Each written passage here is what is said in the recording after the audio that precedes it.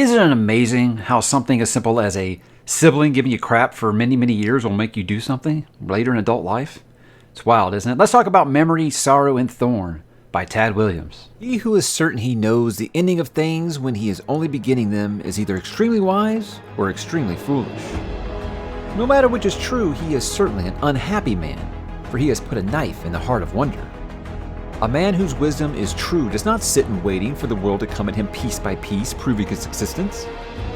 But remember this lesson: nothing is without cost. There is a price to all power, and it's not always obvious. Not everyone can stand up and be a hero. Some prefer to surrender to the inevitable and salve their consciences with the gift of survival. The mortals have many ideas of what happens after they die, and they wrangle about who is right and who is wrong. These disagreements often come to bloodshed, as if they wish to dispatch messengers who could discover the answer to the dispute. Such messengers, as far as I know of mortal philosophy, never return to give their brethren the taste of truth they yearn for. Make philosophy your evening guest, but do not let her stay the night. Good stories will tell you that facing the lie is the worst terror of all, and there is no talisman or magic sword that is half so potent as a weapon of truth. But every time we tell a lie, the thing we fear grows stronger. Fear goes where it is invited. And there is no such thing as fearless, not unless a man is mad. People who are called fearless are usually just good at hiding it, and that is quite a different thing. Never make your home in a place. Make a home for yourself inside your own head. You'll find what you need to furnish it: memory, friends you can trust, love of learning, and other such things. That way, it will go with you wherever you journey. For all things I've seen, the world still has more to show us, doesn't it? Fight and live, fight and die, God waits for us all.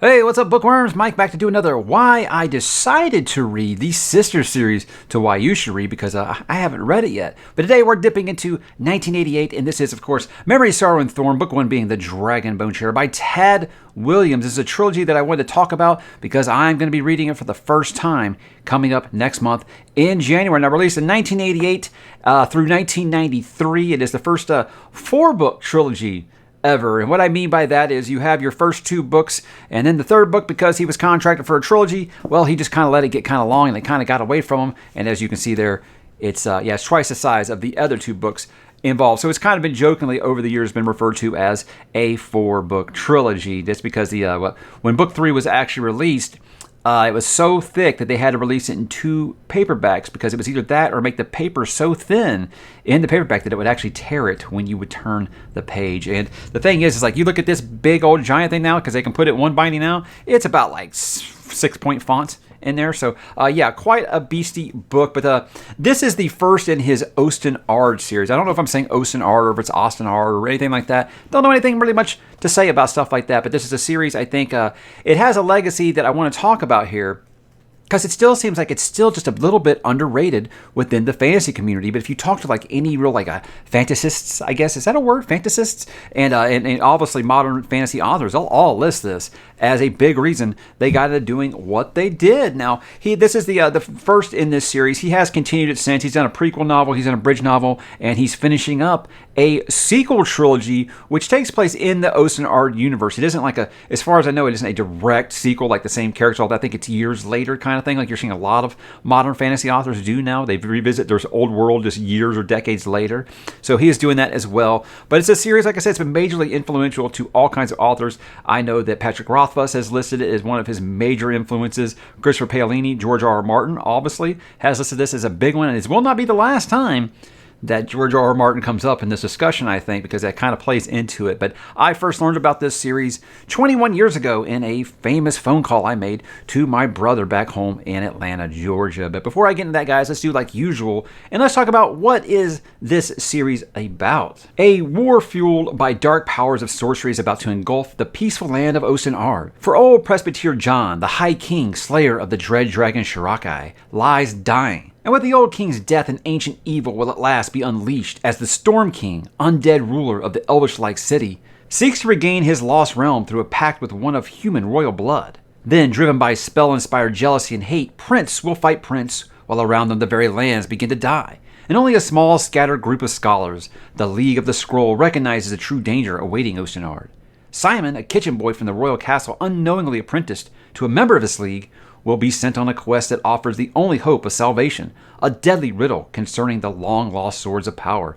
Compelled by fate and perilous magics, he must leave the only home he's ever known and face enemies more terrifying than Osen-Ard has ever seen, even as the land itself begins to die. Guys, 1988, this takes us into The Dragonbone Chair, the first book in Memory, Sorrow, and Thorn. Now, when we get into why I decided to read it, guys, with this, it's a story, again, I apologize if you're a constant watcher of this channel because you've heard this for a long time. I bring this up a lot. My brother and I were 6 years apart in age, and basically my library growing up a little bit below the poverty line was his bedroom with his fantasy books. That's how I found The Hobbits, how I found a lot of things that I've talked about on this channel, but I don't remember ever coming across Memory, Sorrow, and Thorn.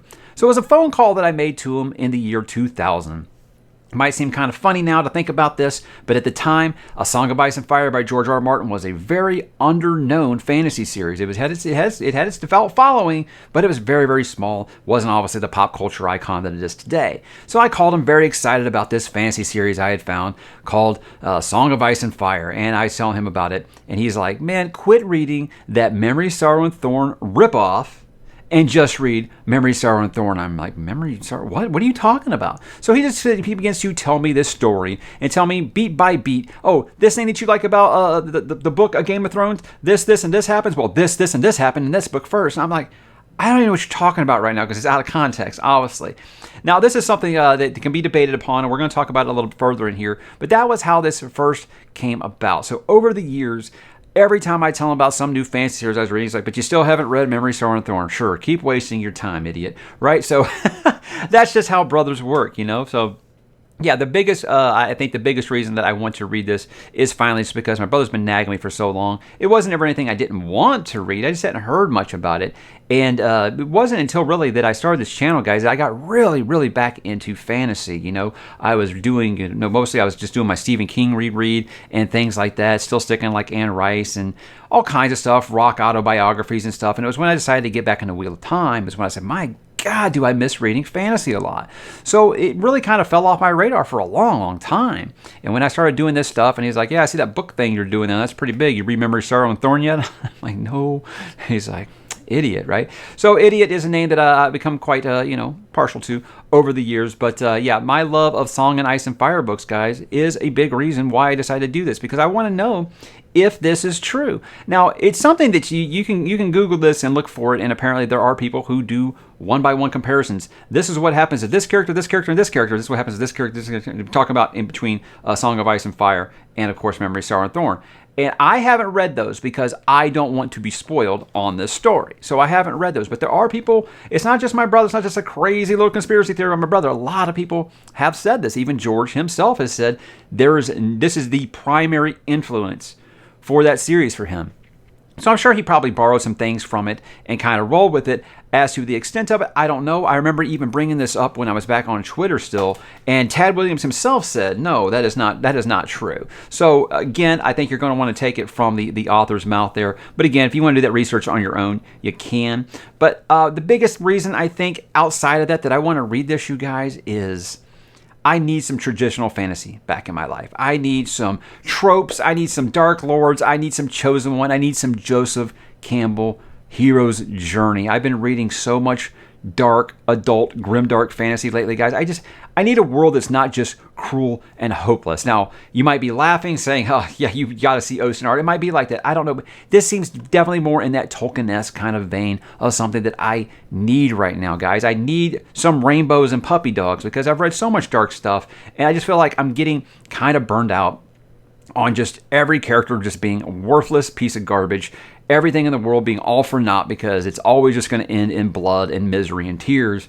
And I like that stuff, guys, but I need a break from it once in a while. I feel like I really need that right now as I'm coming up towards the end of this Malazan journey, and I'm reading Goblin at the same time. That might be, so it's kind of got me kind of like in a negative attitude right now because everything in those books is just misery and death, and they're very good books, don't get me wrong, but I think I need some sunlight, you know, or it's like when you spend too much time under that rain cloud like Eeyore, you know, you would just kill for Pooh to bring a pot of honey and some sunshine, you know, that's kind of how I feel right now. I didn't think I'd be bringing up Winnie the Pooh in this, did you? I do got kids, you guys, but yeah, give me some prophecies, give me the traveling, give me the chosen one, give me all that quest fantasy stuff. I miss some quest fantasy. Sometimes, guys, it's like if you play like these realistic video games every once in a while, it's cool to go back to Super Mario Brothers, remember where it all began, you know, just kind of like reset the brain a little bit. I think it couldn't be better timed for something like that in what I've been doing the last 2 years. I need to get back to some traditional fantasy and remember why I love this genre.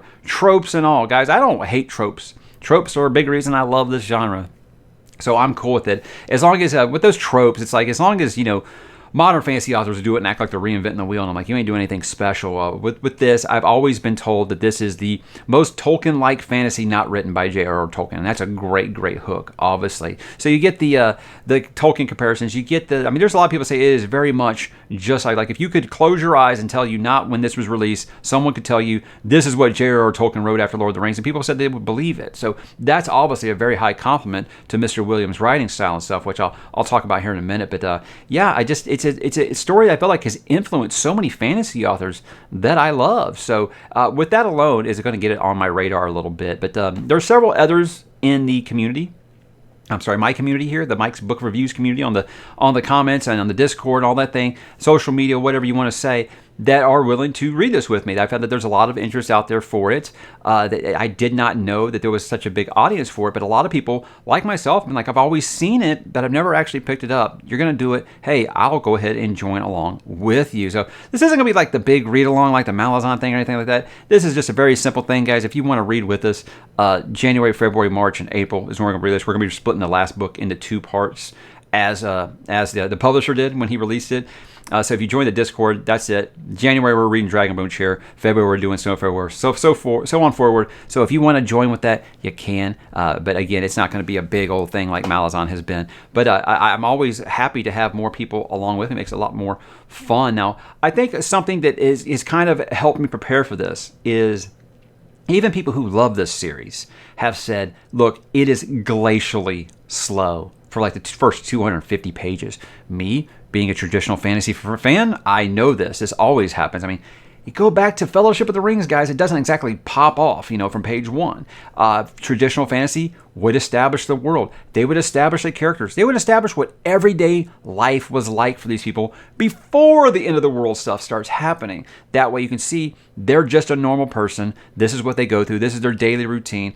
I accept that, but I know a lot of modern fantasy readers, they expect from page 1 things to take off or else you will lose them. So I get that. So that's something I've been warned about a lot. And I think I'm glad that I had that warning. I think it has helped me prepare for this. I'm expecting to get a lot about these characters up front. Me being a character first guy, that's fine. And with this, I've heard that his character work is second to none in that there are a lot of ways, kind of, I guess, like in that Joe Abercrombie way, obviously not as twisted as what he does, but in that he will present characters that might come off somewhat unlikable at first, and over the course of the story, you grow to love them. That's my favorite type of character development. So if he's able to do that really, really well, I'm going to have a time with this, I think. Another plus is I've been told this has a straightforward narrative. It's not overly complex or confusing just for the sake of being overly complex or confusing, and man, do I need that. I mean, look, I like a good mystery like everyone else. I don't like having to stop, look up stare at the wall blankly for 10 seconds and say, maybe I'm not smart enough for this. And some of the stuff I've been reading lately, I'm not going to lie, maybe I'm not smart enough for it. But yeah, there are apparently, Well, I've said that this is Tolkien-esque, because people have described it as Tolkien-esque, is that, like Wheel of Time, when it came out in 1990, is you weren't getting published in this time period unless you were reminiscent of Tolkien, because they thought that's all fantasy fans wanted. They wanted more Lord of the Rings.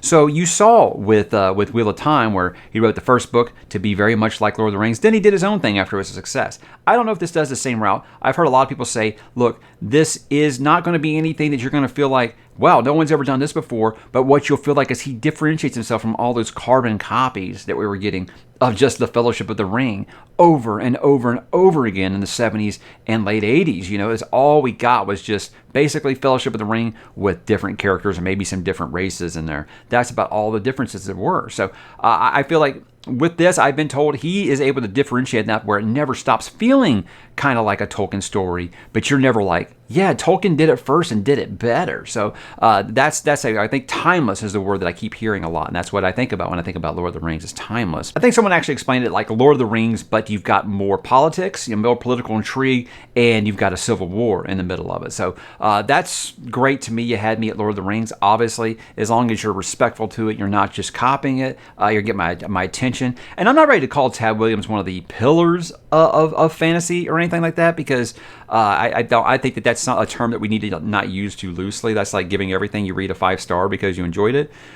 With me, I think that this is an author that's very well known, and I don't think that there's any, like I said, any modern fantasy author out there who won't at least say they know who Tad Williams is and they've read some of him. So I think it's a very important fantasy author, and that's a big enough reason for me to give it a try. But just looking up some of the quotes, guys, for the reading excerpt that I did at the beginning of this video, this guy is going to have a beautiful writing style, I can tell already. And I think that's a reputation that kind of does precede him, because there is someone who told me, also, I've had lots of people describe this series to me different ways. That's why I'm mentioning all of them here. You know, Song of Ice and Fire, Lord of the Rings. Well, one person described this as, imagine Robin Hobb writing A Song of Ice and Fire. I said, wow, then that sounds gorgeous, right? So even with my objections to that last Robin Hobb book I read, I will never take away from what a beautiful writer she is. So if he's on par with her, that's amazing. I can't wait to see it. So that's really why I decided to read this series, guys. I do have some final thoughts here. Look, this has been on my fantasy bucket list for 20 years now, like I said. And, I kind of took one of those off recently, Black Company, which we'll talk about another time. But this will be the last one. This will be the last one of those big bucket list fantasy series that I had on that list here since I've taken Black Company off of that list. And it's very distracting to bring that up and not talk about it. But again, but this one, the fact that I have so many other people willing to read it with me, it's always a bonus. Hopefully, the shorter runtime of this series. This is where it's got over 1 million words in these 3 books here, which is about a quarter of the length of Wheel of Time, you guys. So I think that hopefully the shorter runtime, the smaller page count, and it being a straightforward narrative will help the group I got together for this last longer than that group did for Malazan, because literally there's I'm book 7 right now. There's almost no one left that started with me. So with this, I hope it being a shorter runtime. Only going to be 4 months here. Maybe more people will stick with it. I'm excited to see. If you want to join, please do. I'll drop the links to the books down below, and of course the Discord if you want to join there. But look, anxious excitement with this one, guys, because look, if I like it, my brother's gonna be like, yeah, I always told you that, you idiot. If I don't like it, he's gonna be like, yeah, well, I always knew you were an idiot. So I'm an idiot regardless. But that's just brothers, like I said, and that's fine. I will wear that mantle with pride. But either way, I lose on that one. But I'm very excited to do this, guys. If you want to join us, like I said, I'd love to have you. Please tell me why you're deciding to read this. Are you deciding to read this because I'm going to read it? If so, hey, that's great. If you've just looking for a reason, if you've been like other people who've told me, I've had those books sitting on my shelves for years, now I've got a reason to do it. That's awesome. If you're just now getting interested, hey, it's never too late. We start just in January, guys. Anytime you want to start in January. I think Dragonbone Chair, I think it's about 600 pages, which is pretty short for a fantasy book these days, honestly. But yeah, so if you want to join us, please do. It's never going to be too late. You can always catch up with us because, like I said, we are just doing 1 per month. And I hope you will join us there, guys. So, Memory, Sorrow, and Thorn by Tad Williams. Have you read it? What did you think? Drop in the comments and let me know. No spoilers, please, as we will just be starting this. And tell me if you think it's going to be worth the journey. And I will talk to you guys there.